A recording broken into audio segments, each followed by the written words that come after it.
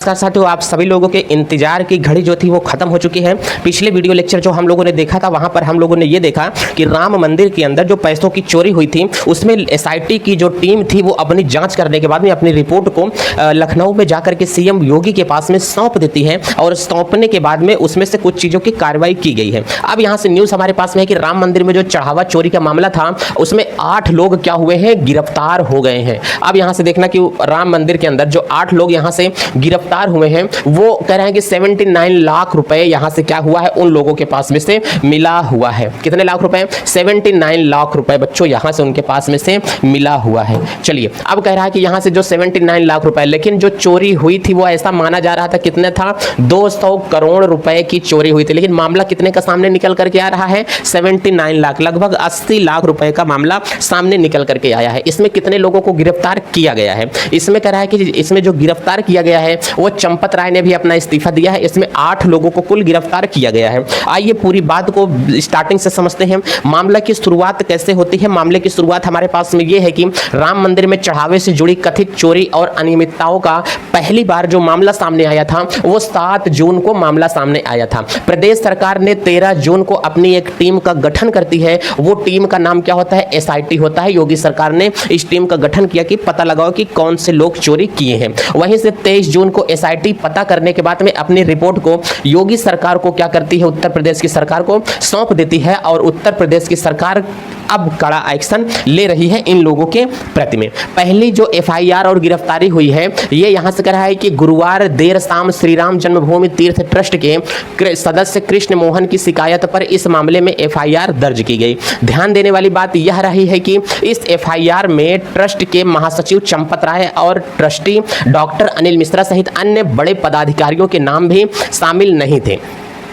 FIR दर्ज होने के कुछ ही घंटों बाद पुलिस ने कार्रवाई करते हुए रामशंकर यादव उर्फ टिन्नी यादव को 8 लोगों को क्या कर लिया, गिरफ्तार कर लेती है। और गिरफ्तार करने के बाद में जिन लोगों को पुलिस ने गिरफ्तार किया है ये इन लोगों के नाम है। पहला है रामशंकर जो टिन्नू यादव थे, लवकुश मिश्रा है, अनुकल्प मिश्रा है, मनीष यादव है, अविनाश शुक्ला है, करुणेश पांडे है, रमाशंकर मिश्रा है, सुभाष चंद्र श्रीवास्तव भी इसमें शामिल है। बताया जा रहा है कि इनमें से कुछ आरोपी आपस में रिश्तेदार भी हैं। अनुकल्प मिश्रा लवकुश मिश्रा के जीजा बताया जा रहा है। वहीं मनीष यादव टिन्नू यादव का भतीजा भी है। इसका मतलब जो इसमें जो कर्मचारी थे वो सारे कर्मचारी आपस में एक दूसरे के रिश्तेदार ही थे और दान पात्र में से क्या किया गया था, चोरी किया गया था। अब दान पात्र में से जो भी चोरी की गई है इसमें से कुल 8 लोगों को प्रशासन ने पकड़ा है। पहला कौन है? रामशंकर और टिन्नू यादव। इनकी जिम्मेदारी दान पात्रों की क्या था, देख रेख करना था। आरोप क्या है, करोड़ों रुपए गबन किए हैं, अयोध्या के आसपास संपत्तियां भी खरीदा है टिन्नू यादव ने। इतना पैसा तुम्हारे पास में कहां से आ गया कि तुमने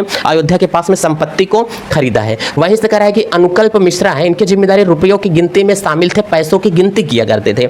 आरोप है कि चढ़ावे की चोरी करके रुपए को बाथरूम में जाकर के क्या करता था, छिपाता था, पैसे को गिनते हुए बाथरूम में ले जाकर के रख देते थे और शाम को वहां पर ले जाते थे। और बड़ी बात आपको ये बता देते हैं कि राम मंदिर में जो चोरी की गई है वहां पर जो कर्मचारी आने और जाने वाले थे इनके ऊपर कोई जांच नहीं चल रही थी, कोई चेकिंग नहीं चल रही थी, कि कोई सिक्योरिटी की जांच नहीं कर रहा था। ऐसा न्यूज में निकल करके सामने आया हुआ है। सबसे बड़ी लापरवाही ये है, एसआईटी की रिपोर्ट में ये भी गठित किया गया है। वहीं से कह रहा है कि लवकुश मिश्रा हैं, ये चढ़ावे और नकदी की काउंटिंग स्टाफ का सदस्य थे और इनके ऊपर आरोप क्या है, चढ़ावा चोरी करके करोड़ों की संपत्तियां बनाई। घर से 12 लाख रुपए इनके बरामद हुआ है और करोड़ों रुपए की संपत्ति भी बनाई हुई है। और सुभाष चंद्र श्रीवास्तव, इनकी जिम्मेदारी थी कैश काउंटिंग के स्टाफ के प्रभारी थे और स्टाफ को संभालना था। आरोप यह है कि निगरानी में लापरवाही बरती और दान की चोरी में भी क्या थे, ये शामिल थे। इसका मतलब इन्होंने चोरी करवाया और इसके ऊपर ये कह रहे हैं कि भाई तुम जैसे कोई, मैं किसी कंपनी का सिक्योरिटी गार्ड हूं, कोई अगर बोतल चुरा करके भाग रहा है तो मैं इसको देखूंगा, कहूंगा एक बोतल और ले लो, लेके दोनों निकल लो, बाद में मैं भी उसको क्या करूंगा, ले लूंगा। इस तरीके से नतीजा सामने निकल के आया है। वहीं से करुणेश पांडे हैं, देखो करुणेश पांडे हैं, ये दान, इनके क्या है जिम्मेदारी क्या थी, दान के रुपए को कक्ष तक लेकर आना और उसकी गणना करना। इसका मतलब जो मंदिर में चढ़ावा चढ़ता था और जहां पर इकट्ठा होता था उस चढ़ावे को वहां से लेकर के वहां पर आने की इनकी जिम्मेदारी थी। आरोप है कि दान के पैसों से अयोध्या के आसपास संपत्तियां खरीदी गई हैं। और वही अगला कह रहा है कि अविनाश शुक्ला है, इनकी प्रोफाइल फोटो नहीं दी गई है। जिम्मेदारी है कि दान के रुपए को कक्ष तक लेकर आना और उसकी गणना करना, मतलब इन दोनों लोगों का एक ही काम था। आरोप है दान में आए रुपए चोरी करता था, अयोध्या के आसपास संपत्तियां भी इनकी की खरीदी गई हैं। रमाशंकर यहाँ से क्या है, जिम्मेदारी दान पात्रों की गणना करना, कक्ष तक लेके आना। मतलब जो मंदिर का पैसा है वो देखो इतना पैसा चढ़ता था कि एक दो लोग नहीं 3-4 लोग बल्कि उसमें वर्कर भी लगाए गए थे। आरोप है कि आरोपी के साथ मिलकर दान में आए रुपए में हेराफेरी करता था। इन सभी का गोल एक था। मनीष यादव की जिम्मेदारी क्या थी? जिम्मेदारी दान पात्रों में आने वाले चढ़ावे की गिनती करना था। आरोप यह है कि मंदिर के चढ़ावे की चोरी और घर से 36 लाख रुपए बरामद हुए हैं। किसके? मनीष यादव के घर से 36 लाख रुपए बरामद हुए हैं।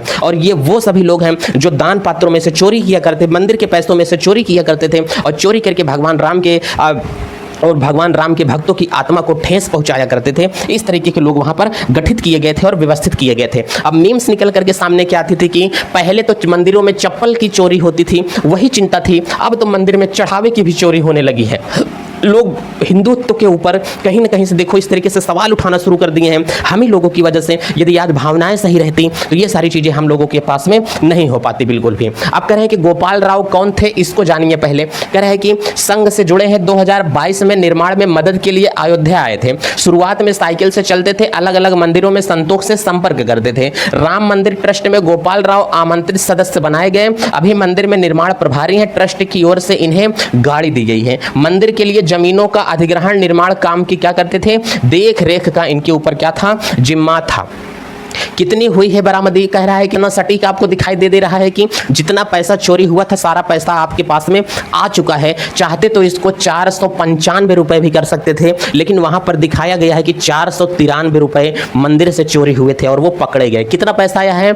80,85,493 रुपए पकड़ लिए गए। अब 1 रुपया भी मंदिर के बाहर चोरी नहीं हुआ है। सिर्फ एक आरोपी सुभाष चंद्र श्रीवास्तव से कोई नकदी बरामद नहीं हुई है, लेकिन जांच एजेंसियों का दावा है कि वह पूरी साजिश में शामिल था। इसके अलावा उन्होंने यह भी बताया कि इस मामले में कुछ सरकारी कर्मचारी और सरकारी वेतन पाने वाले लोग भी शामिल हैं। लो भैया, सरकारी कर्मचारी भी इसके अंदर शामिल हैं, सरकारी वेतन पाने वाले भी शामिल हैं, लेकिन भगवान राम की झोली से प्रसाद तो इनको निकालना था। जांच में कुछ सीबीआई कर्मचारियों की भूमिका भी सामने आने की बात चल रही है। वो जो लोगों की पोल पट्टियां खोलती थी, अब उनका काला चिट्ठा खुलने वाला है। भाई साहब देख लो, इस तरीके से भारत के अंदर काम हो रहे। कोर्ट में क्या हुआ? शुक्रवार को सभी आरोपियों का मेडिकल कराया गया, जिसके बाद उन्हें अयोध्या की सीजेएम कोर्ट में पेश किया गया।